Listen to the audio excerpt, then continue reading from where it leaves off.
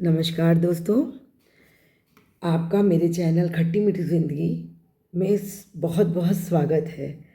और मैं आशा करती हूँ कि आप मेरी वीडियोस पसंद करते होंगे, देखते होंगे, तो उन्हें लाइक करें, सब्सक्राइब करें।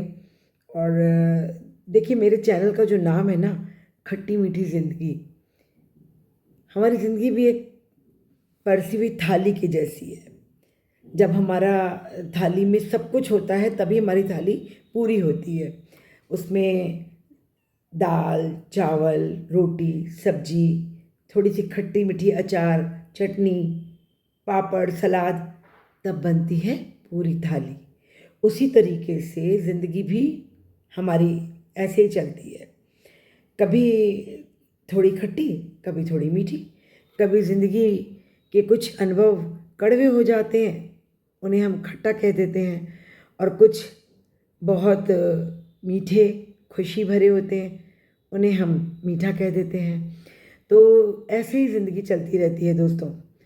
तो मैंने बहुत सोचा कि मैं अपने चैनल का नाम क्या रखूं, क्या ऐसा करूं जिससे मेरे चैनल को देख के लोग समझ सकें कि मैं क्या कहना चाह रही हूँ। तो मैंने बहुत सोचने समझने के बाद उस चैनल का नाम खट्टी मीठी ज़िंदगी रखा।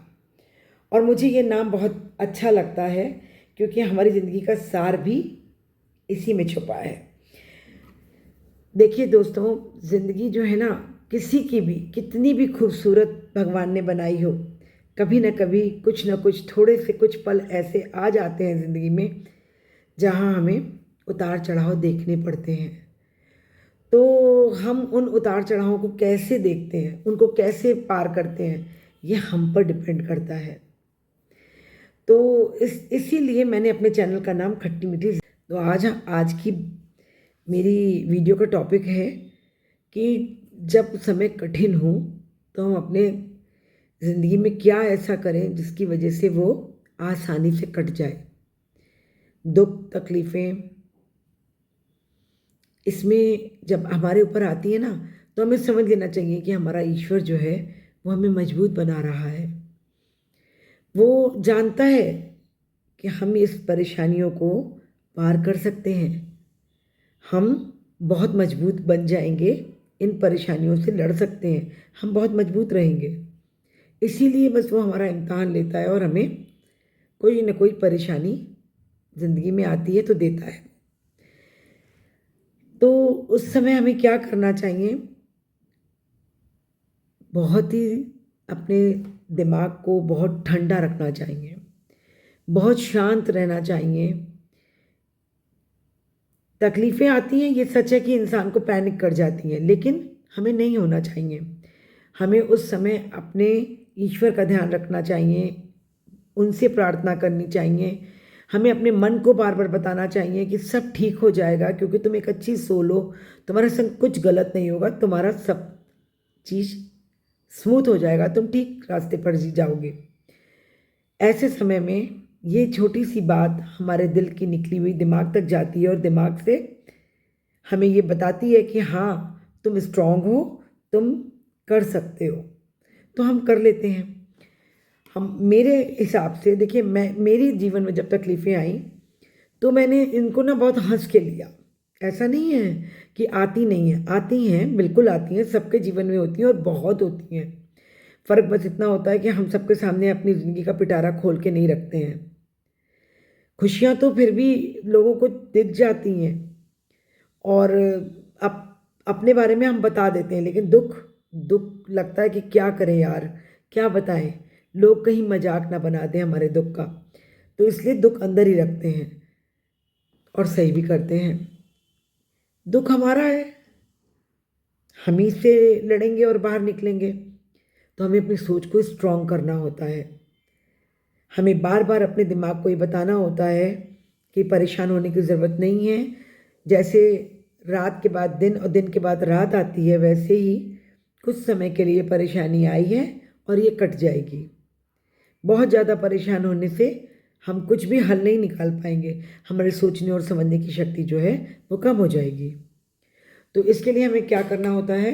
हमें अपने मन को शांत रखना पड़ता है, छोटी छोटी चीज़ों में खुशियाँ देखनी पड़ती हैं, क्योंकि अगर हम परेशान होंगे तो हमारे घर के और सदस्य भी जो हमसे जुड़े हैं वो परेशान हो जाएंगे।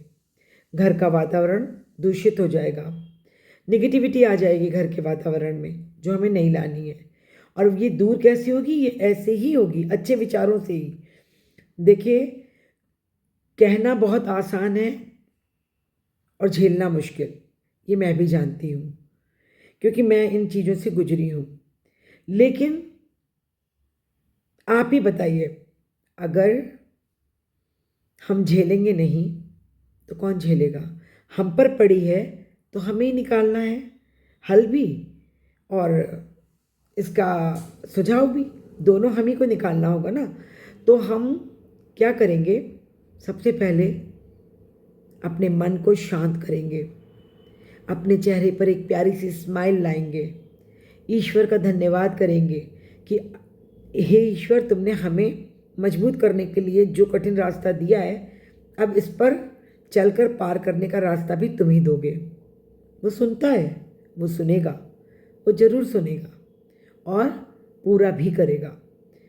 तो आप इस चीज़ को ध्यान रखिए, मुस्कुराते रहिए और छोटी छोटी खुशियों से घर में खुशी बनाए रखिए खुशी। और इससे क्या होगा? आप अपने को किसी और काम में बिज़ी कर लीजिए। पेड़ों को पानी दीजिए, फूलों से बातें कीजिए, अच्छा खाना बनाइए। राह आसान खुद बनानी पड़ती है दोस्तों। इसके लिए कोई गोली नहीं बनी है कि हम दवा खा लेंगे और हमारी परेशानियां चुटकियों में दूर हो जाएंगी। इसके लिए संयम सबसे बड़ी दवा है, सब्र। देखिए, मैं साईं को मानती हूँ और जब से मैं साईं की शरण में आई हूँ, मेरे साईं ने एक ही बात मैंने साईं से सीखी है, श्रद्धा और सबरी। तो ज़िंदगी का यही एक फ़लसफ़ा मुझे याद रहता है कि मुझे भगवान में श्रद्धा रखनी है और सबरी करनी है। सब्र करेंगे, रास्ता मिल जाएगा। तो बहुत बहुत धन्यवाद है। आप, आशा करती हूँ कि मेरे चैनल को देखते होंगे। मेरे परिवार में जुड़ने के लिए आपका बहुत बहुत धन्यवाद है। और जिन लोगों ने अभी तक चैनल को सब्सक्राइब नहीं किया है, वो लोग सब्सक्राइब करें, लाइक करें और चैनल में कमेंट करें। बहुत बहुत धन्यवाद। नमस्कार।